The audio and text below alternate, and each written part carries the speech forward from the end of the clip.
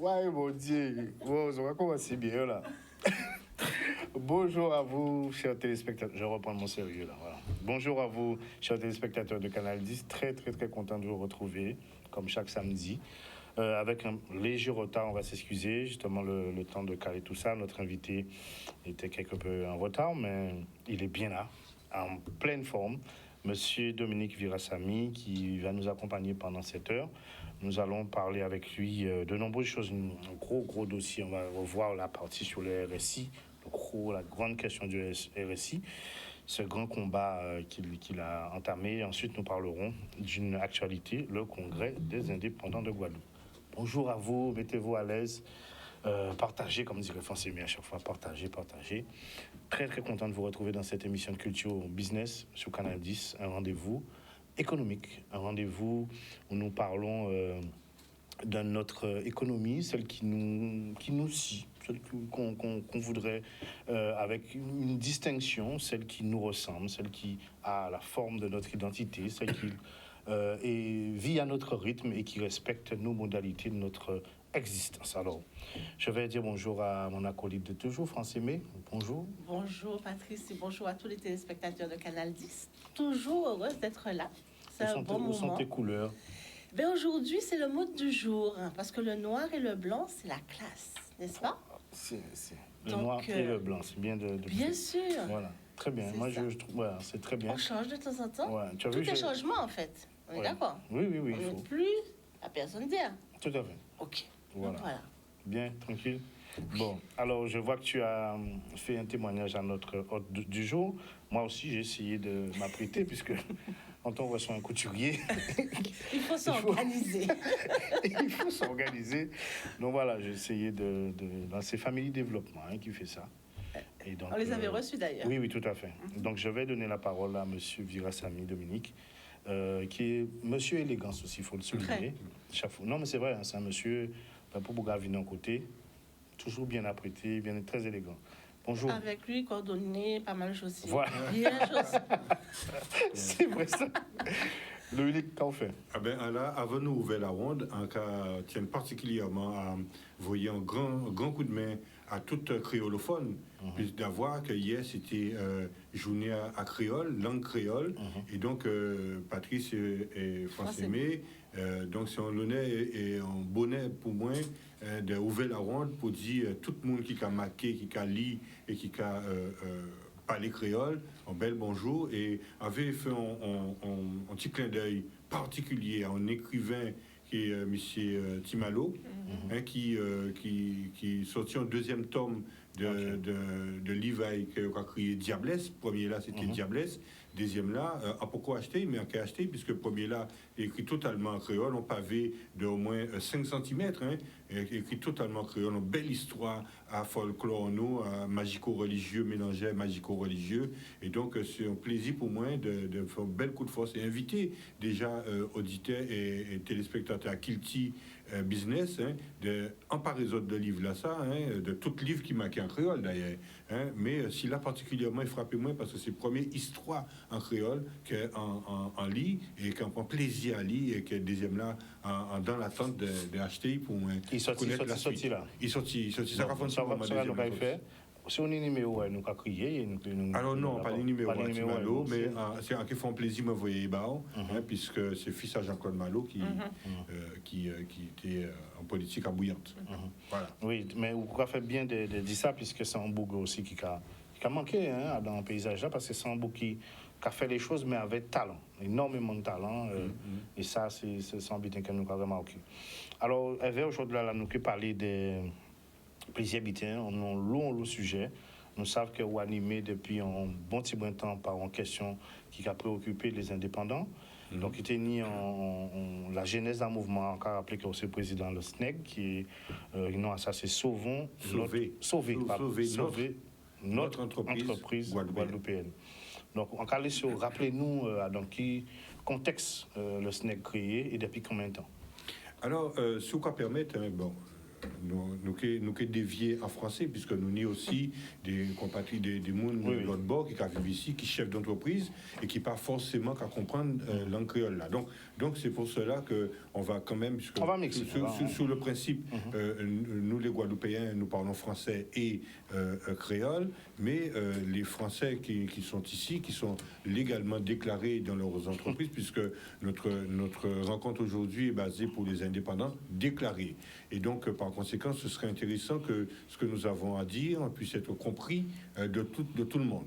Et donc, effectivement, le SNEG a vu le jour en 2015, lié à une situation d'abord personnelle, mais aussi de plus en plus générale. À savoir que, à un moment, j'ai reçu une facture, enfin une créance à payer au RSI, le régime social des indépendants, qui était déjà existante, et de 296 000 euros. 296 000 euros. Alors, je dis bon, il y a un problème. Passe une bonne journée après ça. Je m'imagine dans cette situation. D'autant plus que j'étais à l'époque en micro-entreprise, et la micro-entreprise, je n'avais pas le droit de dépasser le plafond de 32 800 euros.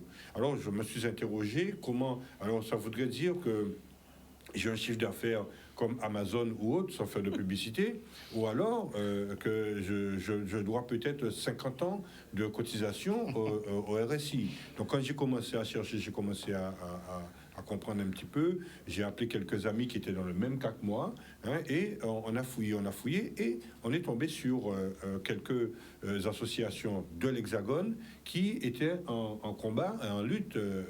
Alors, à ce moment-là, l'association n'était pas encore créée. Et puis, quand j'ai commencé à comprendre qu'il y a un véritable problème et que personne ne s'en occupe, quand j'ai frappé à la porte de certaines, même les comptables, les experts comptables n'y comprenaient rien.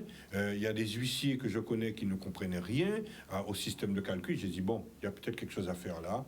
J'ai réuni quelques amis, et c'est comme ça que le SNEG a pris naissance en 2015, exactement. Et depuis 2015, nous avons travaillé, nous avons tissé des liens avec les 7 parlementaires de l'époque et ceux d'aujourd'hui qui ont été renouvelés, mais ceux qui sont arrivés nouvellement.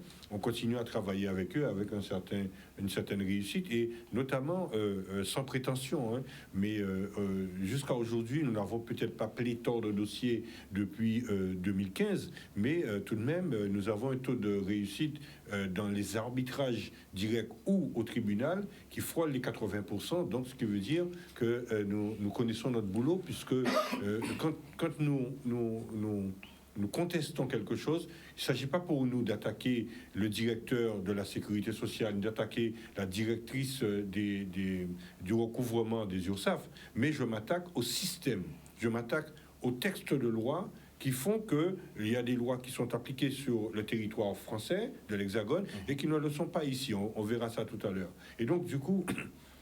Je tiens à le dire parce que j'entretiens de bons rapports avec cette directrice et de bons rapports avec le directeur de la sécurité sociale. Il n'est pas question pour moi de les attaquer sur ce plateau. Et donc, je profite pour saluer mon grand ami Dr. Janqui et son vice-président Tony Montfort, Dr. Janqui qui est président de la sécurité sociale et Tony premier vice-président. Et c'est toujours un plaisir pour moi de discuter avec eux et d'essayer de trouver des solutions, parce que le but d'une association, c'est pas forcément de rentrer en guerre avec les gens, mais d'essayer de comprendre et d'apporter, tant soit peu, des solutions pérennes, des solutions durables, pour que le chef d'entreprise puisse se concentrer sur la chose qu'il sait faire, c'est-à-dire faire fonctionner son entreprise. Pourquoi parler d'indépendants? Qu'ayons indépendants? Alors, nous, quand on a habité là, on est là. Alors, nous, dans notre objet à l'association, nous avons pour but de protéger les indépendants. Donc, tu fais bien de poser la question. Un indépendant, c'est quoi? Un indépendant, c'est auto-entrepreneur, micro-entreprise et réel simplifié. Je m'explique. Auto-entrepreneur, à l'époque, puisque depuis la loi Pinel, le plafond a été relevé, les auto-entrepreneurs n'avaient pas le droit de dépasser 28 000 euros. Les micro-entreprises, je l'ai dit, 32 800 euros, et les Réel simplifié, c'est beaucoup plus large, donc ils ont une certaine liberté jusqu'à un certain niveau quand même.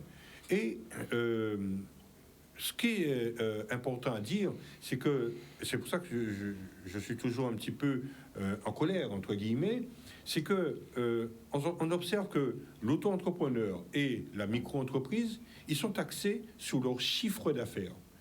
Que nos téléspectateurs comprennent bien ce que je veux dire. Auto-entrepreneur et micro-entreprise, quand vous faites votre déclaration de revenus, on va vous taxer sur votre chiffre d'affaires. Les charges ne sont pas prises en compte. Et donc, à l'époque, 37% de votre chiffre d'affaires. Tandis que le réel simplifié, lui, est taxé sur ses bénéfices. Je dis bien sur ses bénéfices. Et donc, qu'est-ce qui se passe? C'est que là où je suis inquiet, parce que quand vous avez un chiffre d'affaires, mettons, je prends un chiffre d'affaires moyen de 20 000 euros, hein, autant pour l'auto-entrepreneur que le micro-entreprise. Le RSI, qui est devenu la SSI, ponctionne déjà 37%.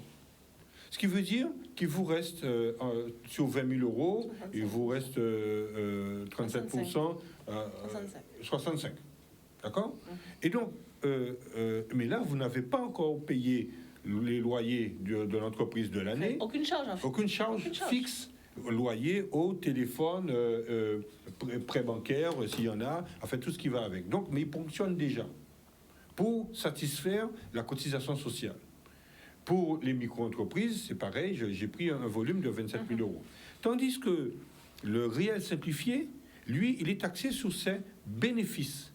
Ça veut dire que il a le temps de payer à l'année toutes ses charges fixes, et s'il reste 10 000 euros, je prends un chiffre comme ça lambda, il est ponctionné théoriquement à 47%.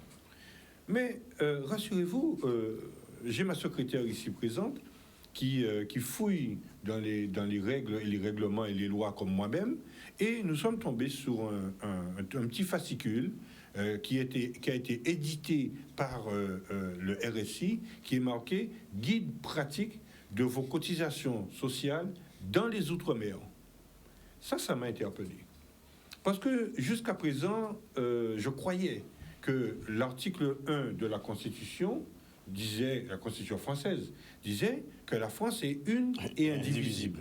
Alors, quand j'ai fait le calcul des pourcentages des cotisations sociales, à savoir, alors je dis ça à brûle pour point, retraite complémentaire, décès, maternité, tout ça, chaque chose a un pourcentage, et quand on fait le calcul des pourcentages sur ce document, ce livret estampillé guide pratique des cotisations sociales en Outre-mer, on passe à 54,75%, alors que dans l'Hexagone, ils sont toujours à 47%.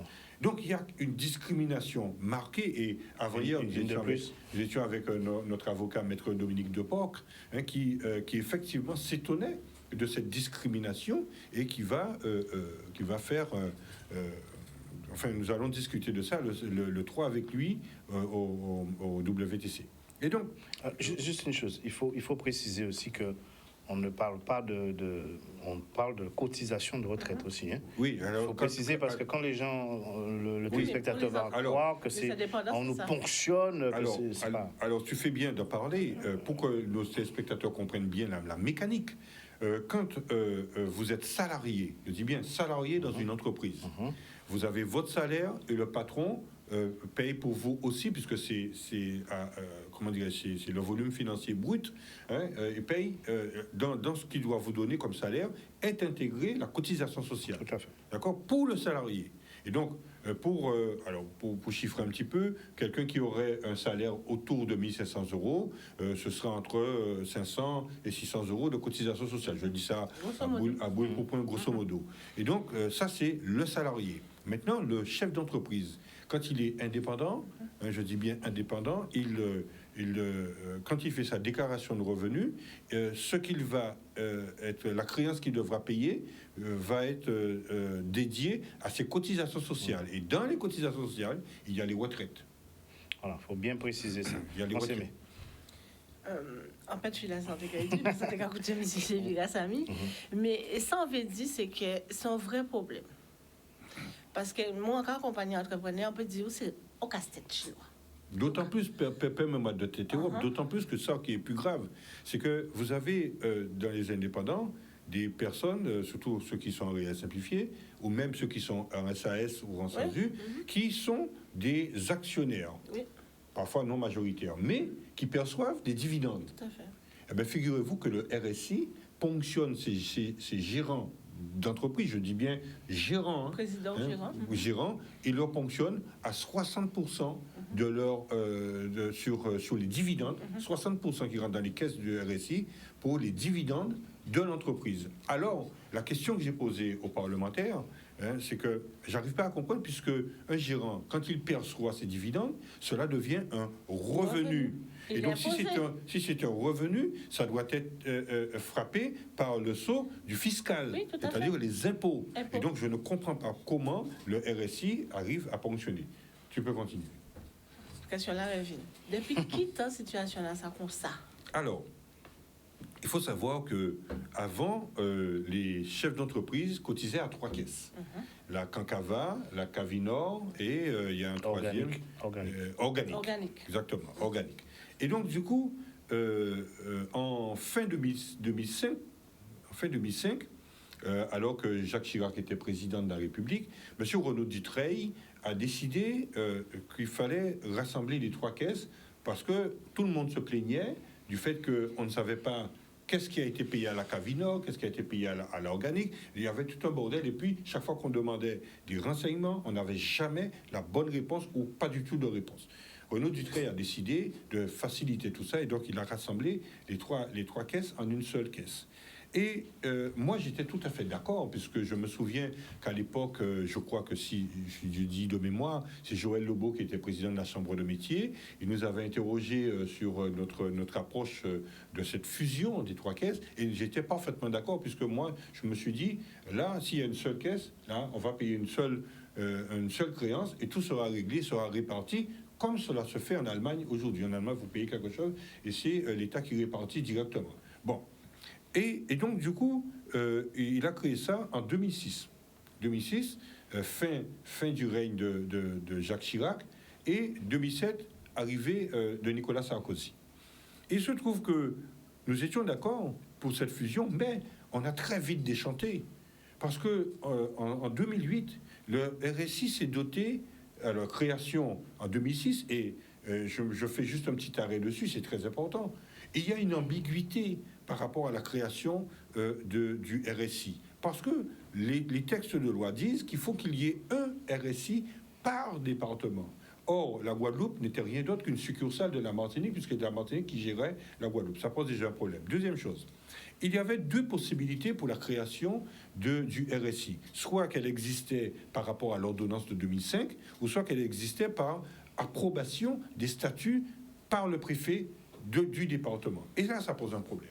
On ne peut pas avoir une existence légale à partir de 2 règlements. C'est soit c'est l'ordonnance de 2005, soit c'est l'approbation des statuts. Et il y a un avocat en France qui s'est engouffré là-dedans, puisque à une certaine période, les avocats payaient le RSI directement, ont été traumatisés par rapport aux chiffres et tout ce qui s'ensuit, à tel point que hier soir, j'étais avec une avocate, ancienne bâtonnière, qui me rappelait que le RSI a été shooté par les avocats. Les avocats ont travaillé afin à ce qu'ils ne cotisent plus au RSI, qui fait qu'aujourd'hui, les avocats cotisent à la sécurité sociale directement. Donc, selon les dires de cette personne, parce que je n'ai pas vérifié, je dis ça de vive voix, mais je n'ai pas vérifié ce qu'elle a dit, parce que j'ai pour particularité de toujours vérifier. Et donc, du coup, il y a l'avocat Maître Éric Rocheblave, avocat fiscaliste en France,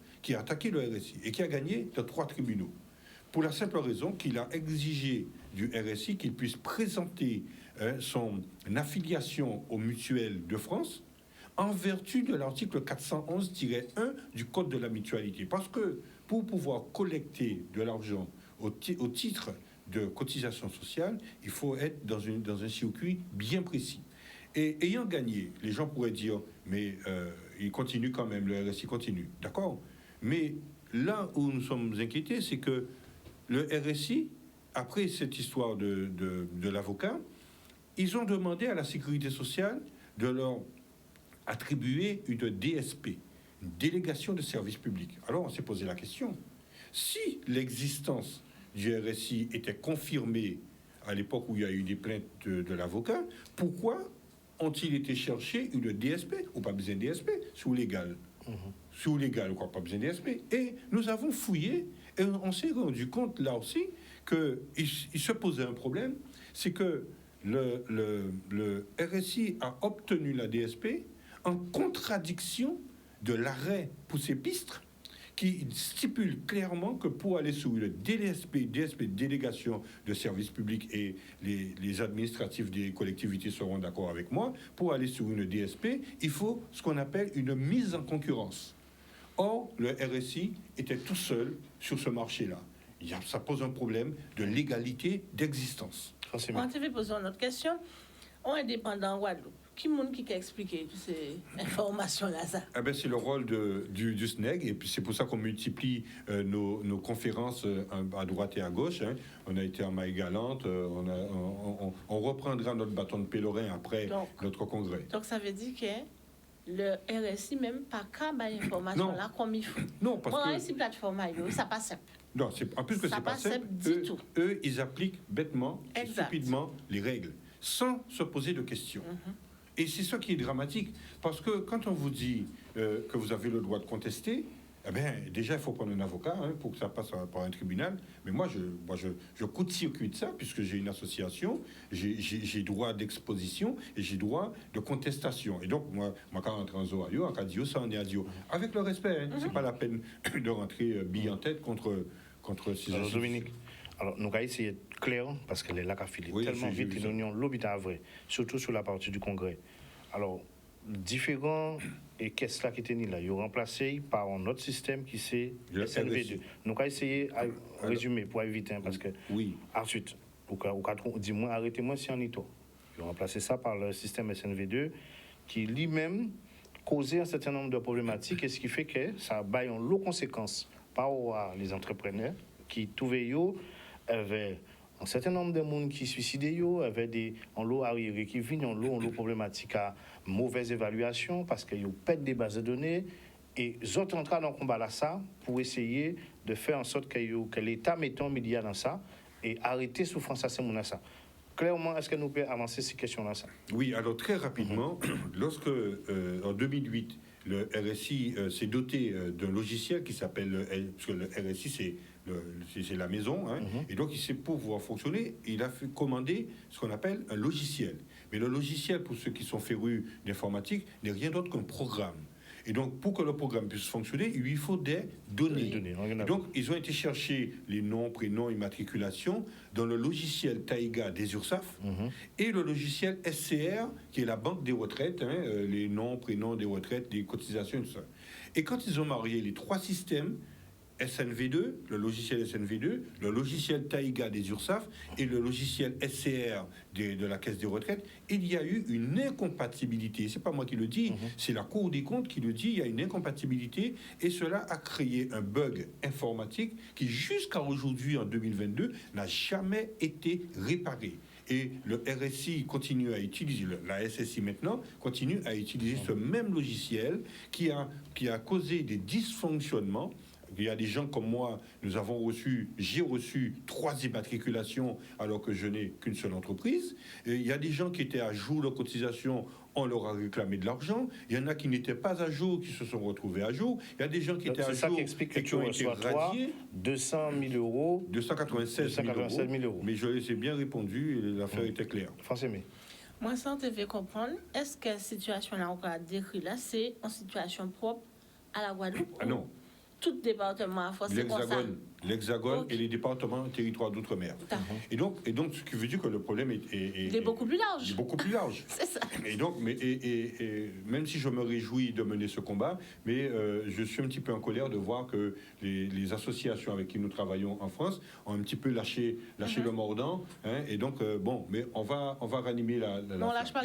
Et donc, du coup, pour aller plus loin dans ta question, c'est qu'après ces dysfonctionnements, le RSI a continué à envoyer des créances insincères, injustes et avec un mauvais calcul, puisqu'il y a eu un bug et le mode de calcul a été trafiqué. Pour donner une image, rappelez-vous le logiciel de Volkswagen à l'époque, où le taux de CO2 était modifié pour pouvoir permettre la vente de Volkswagen qui était incessante. Et donc, du coup, qu'est-ce qui s'est passé ? Les gens recevant, comme moi, des sommes exorbitantes, on a fait le choix de boire et manger. Donc, il y a des cotisations qui n'ont pas été payées. Donc, le RSI a réclamé ces créances-là par voie d'huissier. Et ce qui est très grave, c'est que, normalement, et là aussi c'est un combat que nous menons, quand vous avez une créance qui est exigée, si vous devez la payer, vous devez avoir, en théorie, une ordonnance, une injonction du tribunal. Or, le RSI passe directement par la sécurité sociale, par l'huissier, pour pouvoir réclamer. Et qu'est-ce qui s'est passé ? Dans l'Hexagone, il y a des gens dont le fruit de toute une vie de travail a été saisi, une maison, des voitures et tout ce qui s'ensuit, et des familles se sont retrouvées à la rue avec des enfants.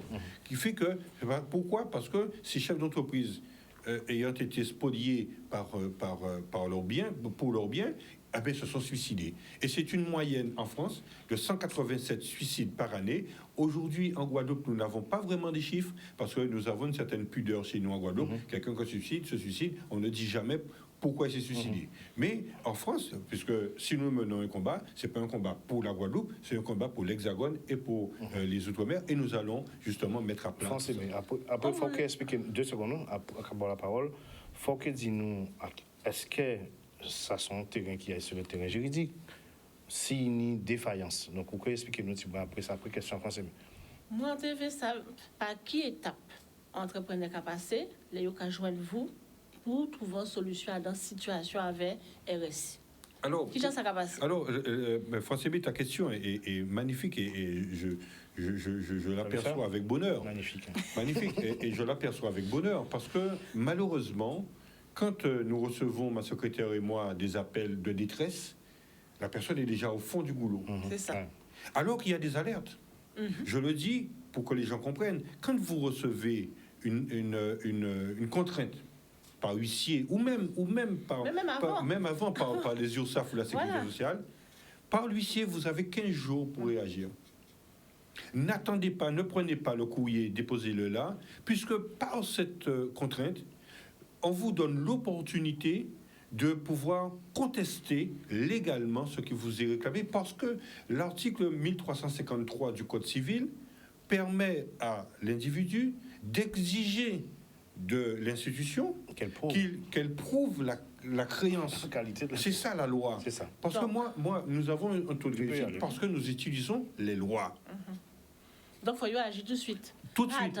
Soit qu'ils font leur contestation par eux-mêmes, ou soit ils viennent vers nous, et à ce moment-là, nous les accompagnons, puisque nous travaillons avec des avocats, maître de POC, maître Evita Chevry, donc nous travaillons ensemble. Donc, ce qui veut dire, et puis il y en a d'autres, mais bon, c'est les principaux avec qui je travaille. Expliquez-nous concrètement, là, il y a une cotisation pour le payer, alors, c'est une petite cotisation à l'année, c'est 75 € pour l'année. Et à 75 €, c'est nous qui faisons les courriers, puisque nous avons une méthode d'écriture, une méthode d'écriture. Il y a un protocole. Voilà, un protocole, parce que quand le RSI, pour ne citer que les URSSAF, pour ne citer que les URSSAF, quand elle reçoit le courrier, si le courrier émane de vous, tout simplement, avec votre nom, ce sera pris en considération. Mais si ça émane de nous avec l'entête du SNEG, ça ne veut pas dire que nous avons un passe-droit, mais il y a quand même une lecture, puisque nous avons engagé une sympathie de communication avec les URSSAF et la Sécurité sociale, qui nous autorise à penser que quand le courrier arrive avec le logo du SNEG, il y a un regard un peu plus... Là, ensemble, plus fort. Voilà. C'est ça, on va résumer. Alors, moi, Santé Business savait, est-ce que, justement, comme il y a eu défaillance, et la défaillance a été constatée et prouvée, est-ce que l'État prend des dispositions, par exemple, pour ces gens qui recevront des créances énormes, est-ce que l'État prend au niveau juridique capable? Alors, avant de répondre à cette question, Patrice, je voudrais signaler un fait. C'est que quand il y a eu tous ces dysfonctionnements et que vous êtes en indélicatesse de régularisation de cotisation, mais vous êtes inscrit dans le fichier des endettés sociaux, qui fait que vous êtes inéligible aux prêts bancaires, Tout à fait. inéligible aux subventions régionales, inéligible Même pour avoir une carte aux de moyens avantages de de paiement, l'État. oui, oui. Et c'est pour ça que je le dis souvent. J'entends des gens dire ah oui, la région pas bon moyen, ceci, cela. Moi, je le dis clairement, je le dis à force, avec force. Le président de région, Richalus, ne peut pas outrepasser ses doigts. Il ne peut pas aller plus loin que la loi ne lui permet. Si vous êtes inéligible, il ne peut pas vous donner de subvention parce que c'est lui qui aura des problèmes après. Maintenant, il y a des possibilités d'arranger tout ça. Et c'est pour ça qu'il faut passer par la médiation. Nous sommes là pour vous permettre justement de trouver un terrain d'entente avec les URSSAF et la sécurité sociale, ce qui vous permettra d'accéder par plusieurs canaux à un moratoire. On va parler du moratoire, c'est très important. Et quand vous êtes en moratoire, là maintenant, les inéligibilités tombent. Très bien. Pensez bien. Donc, grosso modo, à combien de temps il y a arrêté pour trouver une solution? Est-ce qu'on peut répondre à la question là? Alors, en général, nous essayons, autant que faire se peut, d'aller au plus profond et plus rapidement. Donc, ça peut aller de 48 heures à un mois et demi, 2 mois, pour que nous puissions apporter une première action pour cette personne. Et malheureusement, il faut le dire, une fois que l'affilié, l'adhérent plutôt, a eu gain de cause, il peut disparaître. Il peut disparaître. Il peut disparaître. Et ça, je tiens à le dire, parce que quand, par exemple, je prends juste un exemple, il y a un adhérent que nous avons soulagé de 81 000 euros. Nous avons apporté la preuve que le mode de calcul n'était pas bon et tout ça ensuite, c'est passé de 81 000 euros à 13 000 euros. Ah oui, c'est pas rien. Mais quand on vous soulage, parce que si je ne l'avais pas fait, le gars aurait été saisi. Bon, maintenant, ce n'est plus d'actualité. Le gars aurait été saisi et il aurait perdu. Mais quand on vous fait gagner ça, mais au moins, par principe, prenez... On ne vous dit pas de nous donner de l'argent, mais renouveler au moins l'adhésion, ça nous confortera. Parce que aujourd'hui, nous tenons cette association à bout de bras, parce que c'est ma secrétaire et moi qui nous mettons au bout de l'argent pour maintenir le compte de l'association, puisque ce n'est pas les 75 euros qui nous font vivre. Parce que quand on monte en réunion, il faut mettre de l'essence dans la voiture. Quand on va à la rencontre par exemple, là pour le congrès, j'ai été rencontrer des parlementaires comme Vial Collet, comme Bruno Blandin, comme la région, le département. Il faut mettre de l'essence dans la voiture. Nous avons des consommables, c'est-à-dire des cartouches d'encre, du papier, tout ça suit. Lorsqu'on relit le document comme ça, là, c'est pas gratuit. Donc, ce qui veut dire que ce n'est pas avec les 75 euros qu'on fonctionne. Donc, mais si nous sommes plus nombreux, la douleur sera moins intense. C'est pas coco pour ça. Mais oui, bien entendu. Mais on fonctionne parce que pour l'instant, on n'a pas de subvention des institutions et c'est presque un choix que nous avons fait. Parce que, presque un choix, je le dis entre guillemets, parce que on n'aimait pas l'effort. D'accord. Je comprends ça avec Dieu. Est-ce que nous pouvons bailler un système, plus si c'est mon avis, mais on n'a pas au bas, on monde qui a côté nous. Participer. Alors, on va répondre à la question. Puis, posez-moi une question. Mais nous faisons aller vite, oui, non, mais très rapidement, demandez-moi est-ce que l'État... nous avons travaillé avec les parlementaires, et d'ailleurs, dernier en date, c'est que nous signaler à député Max Mathiazin que nous avons un problème avec les sargasses, puisqu'il y a des gens qui sont obligés de déplacer, tout ça. Bon, bref, c'est pas le principal. Mais les sargasses qu'a développé, sont créés des sulfures d'hydrogène. Les sulfures d'hydrogène attaquent les joints des matériels de travail. Mais machine à café, nous avons une amie à Capesteur de Barigana tous les 3 mois qui achète machine à café, qui achète du petit matériel, ordinateur et tout, parce que le sulfure d'hydrogène attaque ceci, cela. Or, l'État a dit comme ça, il ne peut pas permettre à l'assurance là de rembourser, puisque au pas catastrophe naturelle.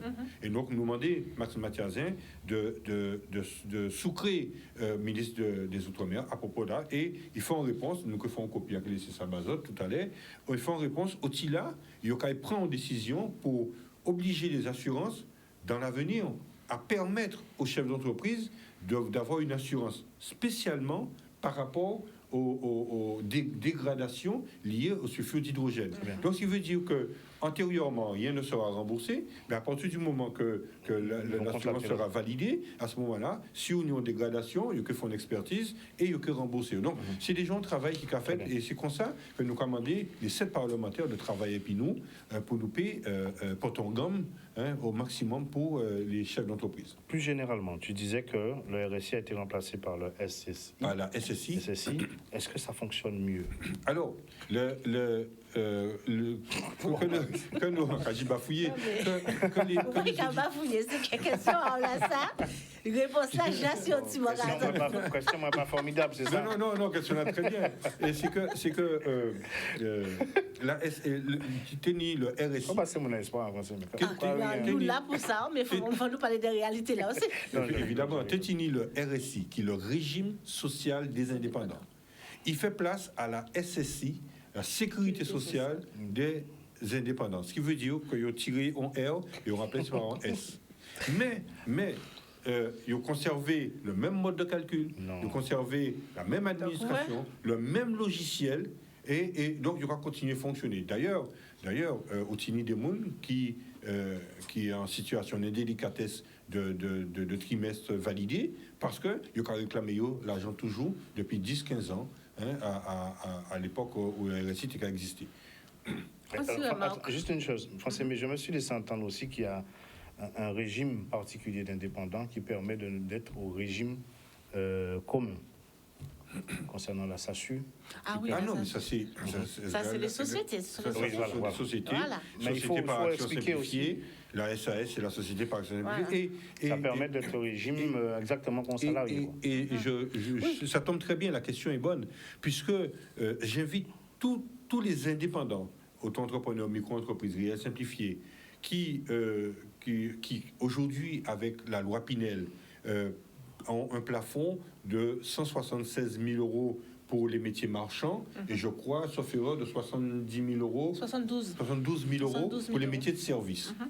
Ce qui veut dire qu'à 72 000 euros, si vous faites en tant qu'indépendant 72 000 euros, je vous conseille de muter votre entreprise de l'indépendant que vous êtes à la SAS ou à la SASU. Pourquoi? Parce que à ce moment-là, vous devenez salarié de votre SAS ou votre SASU, et à ce moment-là, vous aurez de compte à rendre uniquement à la sécurité sociale avec des règles déjà bien établies, tandis qu'avec le RSI devenu la SSI, c'est le bordel. Vous payez et après vous savez pas qu'est-ce que vous avez payé, et des fois quand vous faites le chèque, et nous avons eu la preuve plusieurs fois, vous faites le chèque à l'époque au RSI, et bien, ils versaient le chèque 1 mois et demi après. Vous avez déjà dépassé, quand ça rentre dans la caisse, vous avez dépassé le délai normal de paiement, et bien, ils vous mettent des pénalités, alors que vous avez déposé votre chèque en temps et en heure normale. Alors, ce qu'on va faire, moi, je vous propose avec l'aval de France Aimée, on va faire une émission spéciale sur la question. Tout à fait. Quel statut choisir, d'accord? On fera une émission ça, comme ça. Et nous pouvons ouvrir l'antenne pour mon appel, poser questions. Avec grand plaisir. Alors, ça nous va faire parce qu'elle est l'affilée. Oui, je voudrais juste te dire un mot. C'est très important. C'est que quand vous êtes en inéligibilité, vous ne pouvez pas avoir accès au marché. Ce qui veut dire qu'on ne vous délivre pas l'attestation de vigilance qui vous permet d'aller sur un marché. Or, nous avons besoin que les entreprises puissent être en compétition sur ce territoire-là. Mais lors de la prochaine émission, on va en parler. Oui, mais tu seras invité. Alors maintenant, on va parler. C'est pas moi tout seul, il y a d'autres personnes. Non, non, tu ne seras pas seul. Parce que moi, je rêve d'un débat. À ce moment-là, je rêve d'un débat entre le SNEG et les URSAF. Je rêve d'un débat sur un plateau comme celui-là. Nous qui organisons ça, sans inviter quelqu'un, facile. Regarde, Yann, j'ai content. Bon, Yann, c'est le technicien, c'est un moyen de le saluer aussi. On va parler du premier congrès des indépendants de Guadeloupe. C'est le 3 novembre. Le 3 novembre. Alors, cette initiative vient de quoi et pourquoi un tel congrès? Alors, François a parlé tout à l'heure du manque d'information. Alors, moi, j'ai coutume de dire, si vous avez besoin d'un pain, vous allez à la boulangerie. Si vous avez besoin d'un médicament, vous allez à la pharmacie. N'attendez pas que l'information vienne à vous. Il faut que vous puissiez venir à l'information. Et c'est comme ça qu'on s'est rendu compte qu'au travers des personnes qui nous appellent, beaucoup de personnes n'étaient pas au courant de cette situation. Et il y en a même qui m'ont dit, mais le RSI est mort, ça n'existe plus. Ils ne savaient même pas que le RSI avait muté à la SSI. Bon, bref.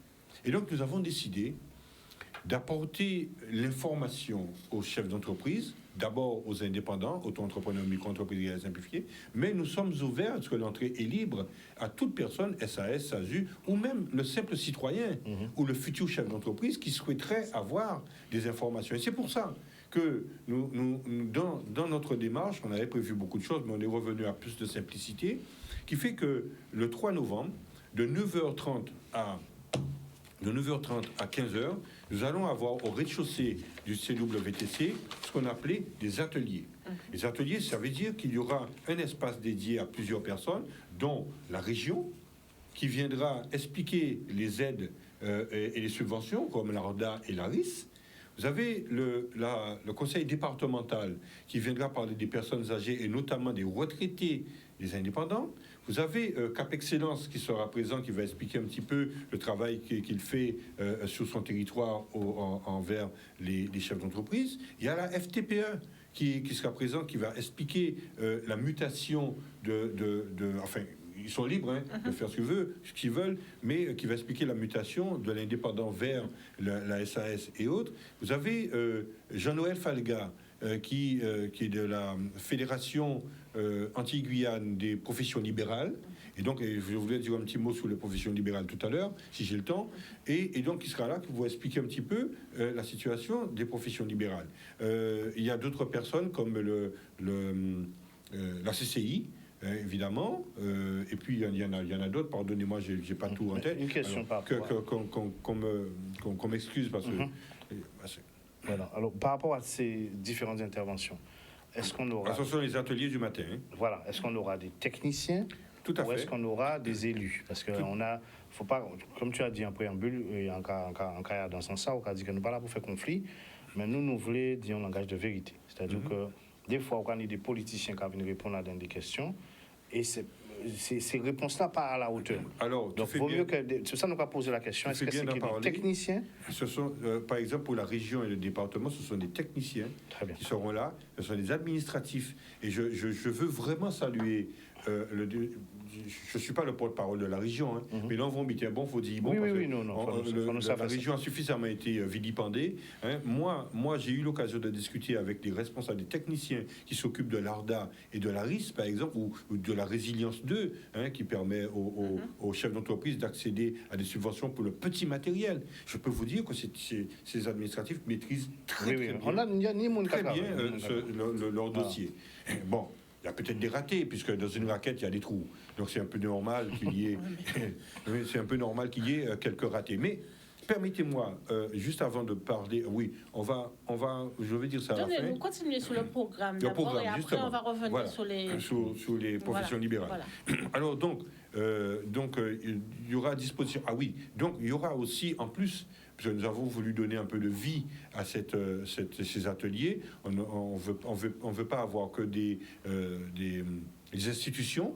On a ouvert ça à des artisans et à des littéraires. Il y aura Alain Plaisir, qui sera sur notre stand, qui va présenter son dernier livre, qui me paraît, parce que j'ai feuilleté rapidement sur e-book quelques pages, et je peux vous dire que j'attends avec beaucoup d'intérêt l'achat du livre le 3, que je puisse embrasser ce qu'il dit. Et donc, il y aura Alain Plaisir, il y aura...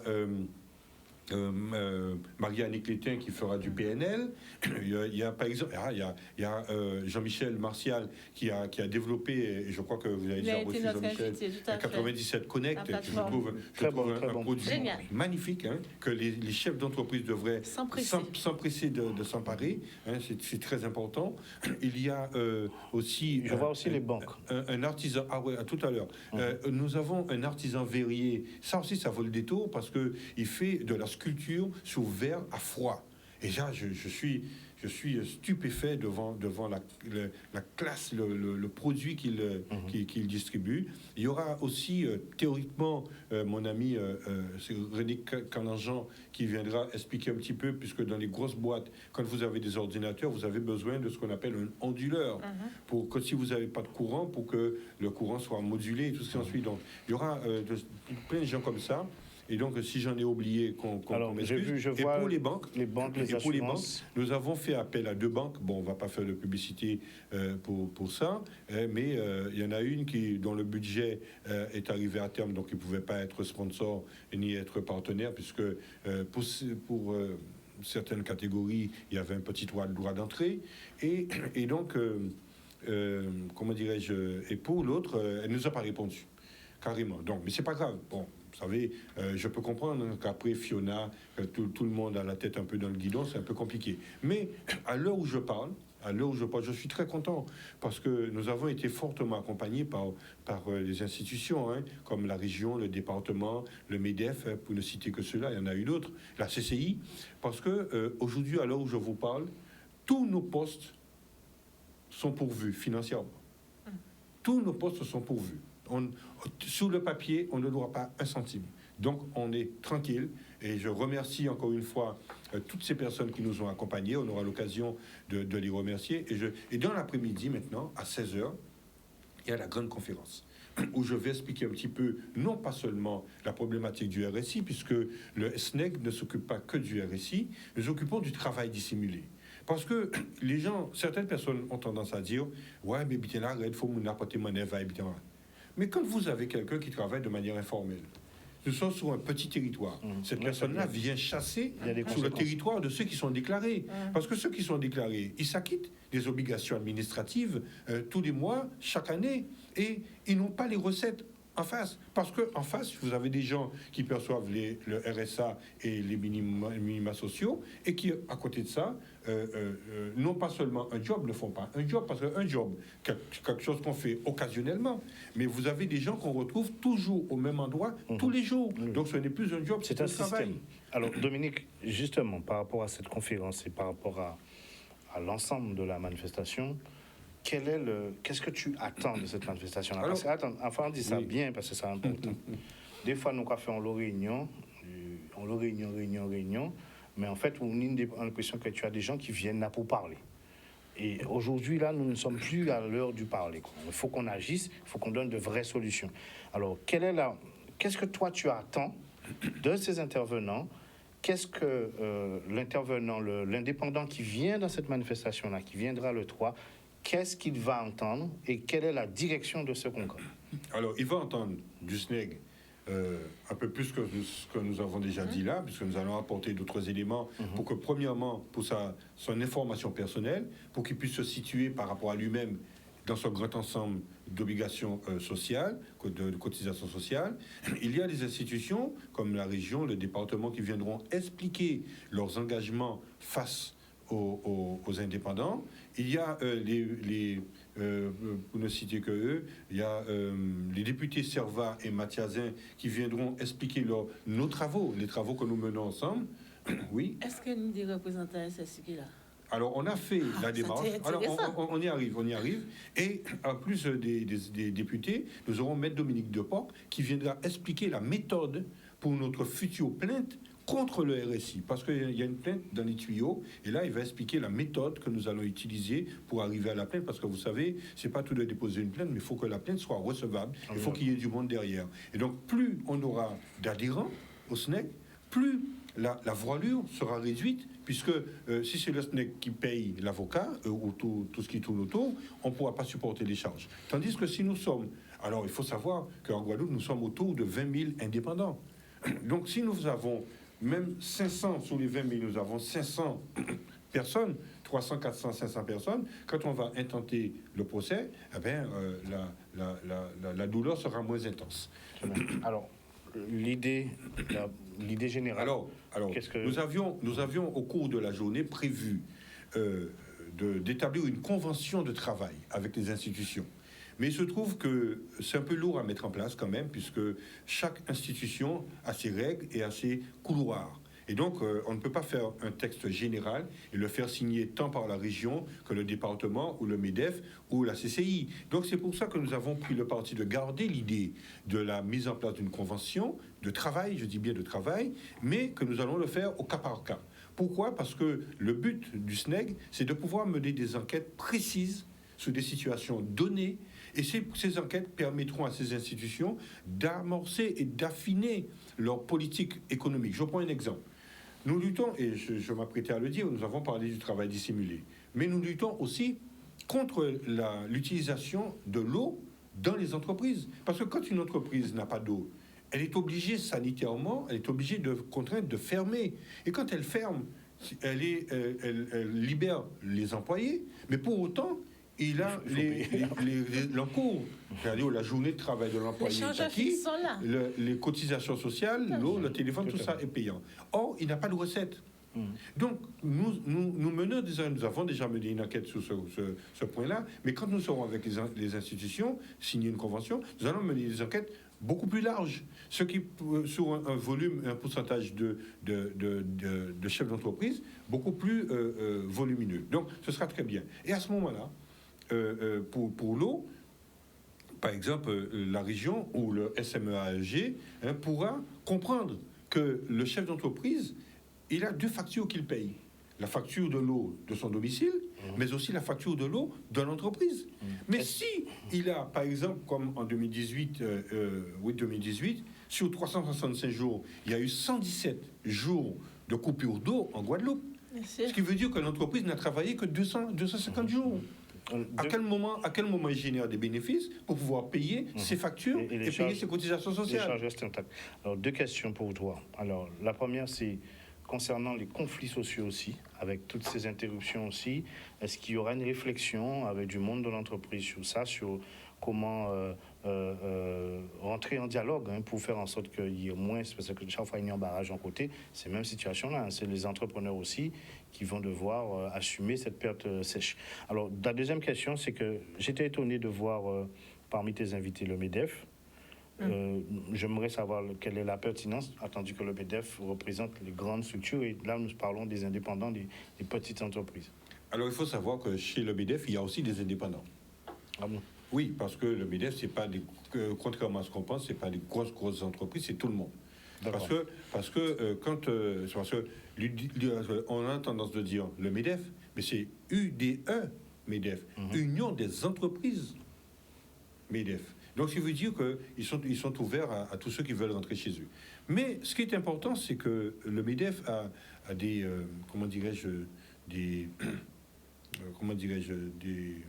je ne trouve pas le terme exact. Enfin, disons qu'il y a des portes que le MEDEF ouvre, qui ne sont pas forcément accessibles au SNEG.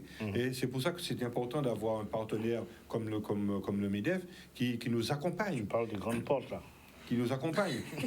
Parce que le MEDEF en France pèse. Oui. Et c'est pour cela qu'une petite association, enfin je dis petite, j'aime pas trop cette diminution, une association, donc je m'en excuse auprès des téléspectateurs, et donc une institution comme le MEDEF nous permettra d'être en communication directe avec le MEDEF France, et quand nous aurons des revendications à faire, nous serons appuyés par cette structure. Alors, ceci étant dit, pour répondre un peu plus, un peu plus à la question, oui, le MEDEF, c'est une grosse boîte et tout.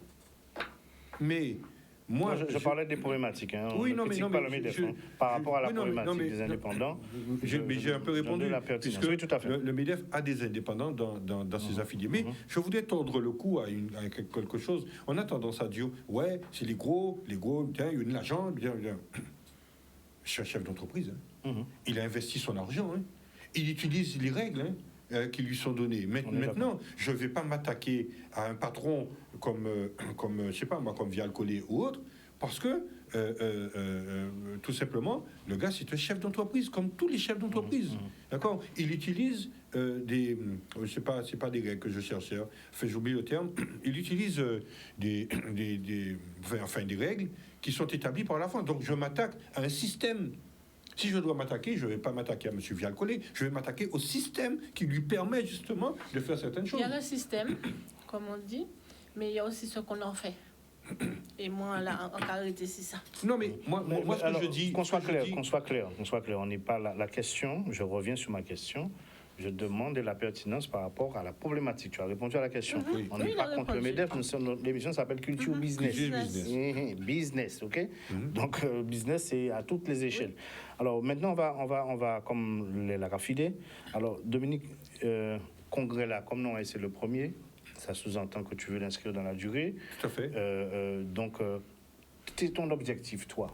Alors mon objectif, c'est de pouvoir, puisque on parle d'autonomie économique, autonomie politique, et certains parlent d'évolution institutionnelle ou statutaire. Et moi, j'ai pour principe de dire, aucune évolution ne peut être soit statutaire ou institutionnelle si l'économique Tout à fait. n'est pas clair. dedans. S'il n'y a pas de projet économique. Et c'est en cela que je salue la mémoire de la défunte Lucette Michaud-Chevry, qui a eu le nez fin pour pouvoir mettre en place ce qu'on appelle le projet guadeloupéen.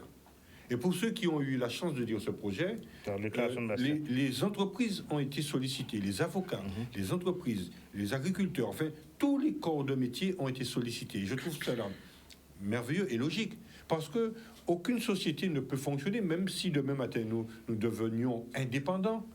Mais le régime indépendant de la Guadeloupe devra travailler et négocier avec les chefs d'entreprise.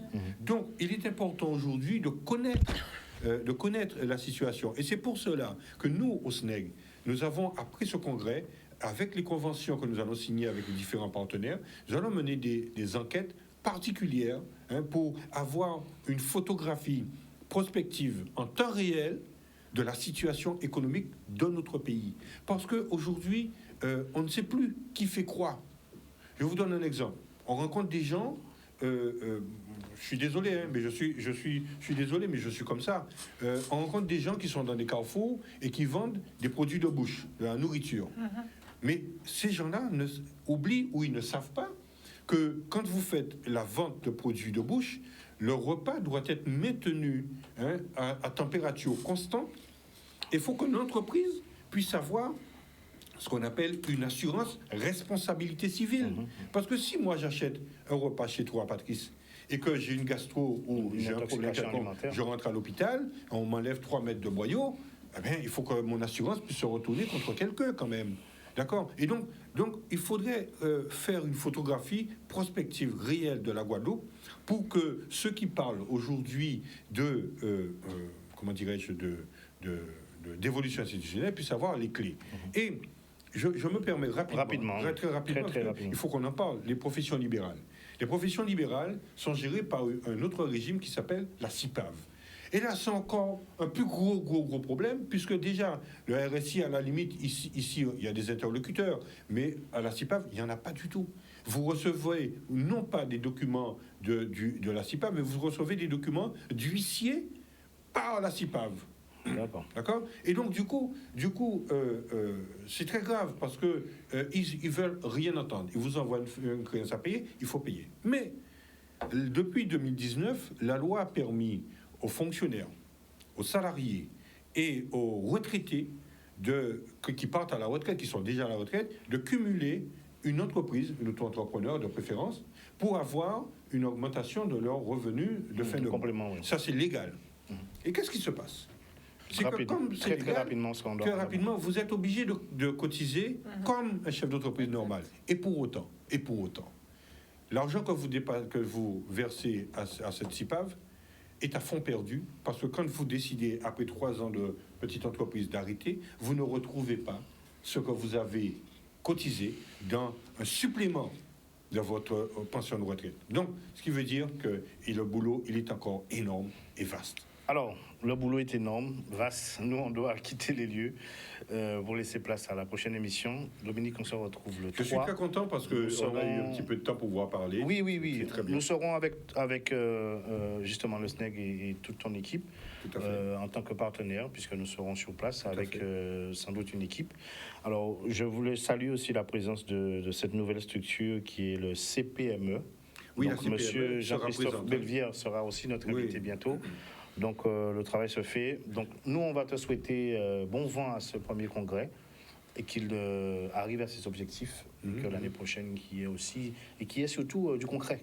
Voilà. Hein, voilà. Et tu fais bien d'avoir signalé à ces PME, ils sont partenaires avec nous. Hein. Très important. Oui, mais c'est Donc, une nouvelle structure qui vient d'arriver. Ne restez pas derrière vos écrans. voilà. Venez Alors, déplacer. Voilà, très si important. vous pouvez porter ce message, On va relayer l'information. nous disons aux téléspectateurs qui nous entendent, vous n'êtes pas obligé d'être chef d'entreprise, mais vous pouvez venir, puisque nous serons en férié, c'est les vacances, hein, le 3 novembre, c'est après le 1er et le 2e qui est la Toussaint.